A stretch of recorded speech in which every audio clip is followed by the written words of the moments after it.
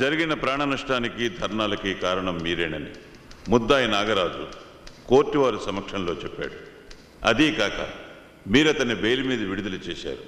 కానీ అతను కోర్టులో హాజరు కాలేదు. ఏమయ్యాడో తెలియదు.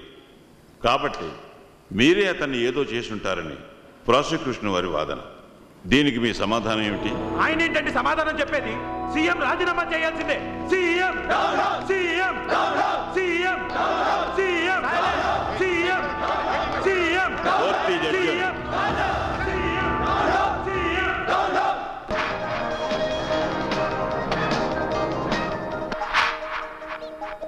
ఈ రోజు శాసనసభలో ప్రతిపక్షాలు ముఖ్యమంత్రిపై ధ్వజమెత్తాయి.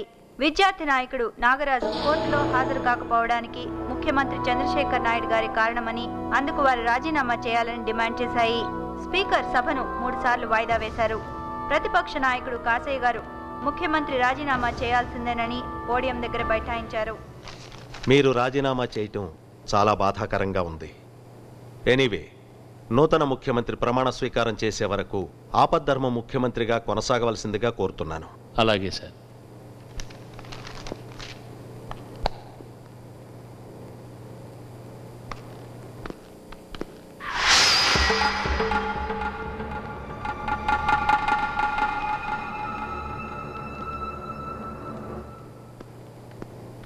నమస్కారం అండి. నమస్కారం. నమస్కారం. రండి, కూర్చోండి.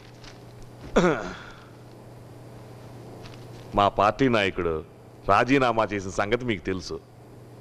అసెంబ్లీని రద్దు చేసి ఎన్నికలు జరిపే అవకాశం లేకుండా నేను ప్రభుత్వాన్ని ఏర్పాటు చేస్తాను. ఇదిగోండి నా సపోర్టర్స్ లిస్ట్. నేను నా పార్టీ ఎమ్మెల్యేలు 32 మంది. ఈయన ప్రభుత్వానికి సపోర్ట్ ఫ్రీ. ఇదిగోండి. సపోర్ట్ని ఫ్రీ అనకూడదు, బేషరతు అనాలి. ఇలా లిస్టులు అప్పచెబితే చాలదు. కనీస మద్దతు కోసం కావలసిన 148 మంది ఎమ్మెల్యేలను నా ముందు హాజరుపరచండి. అప్పుడు మీకు అవకాశం ఇస్తాను. అట్లాగేనండి. ఇక పని మీద ఉంటాం.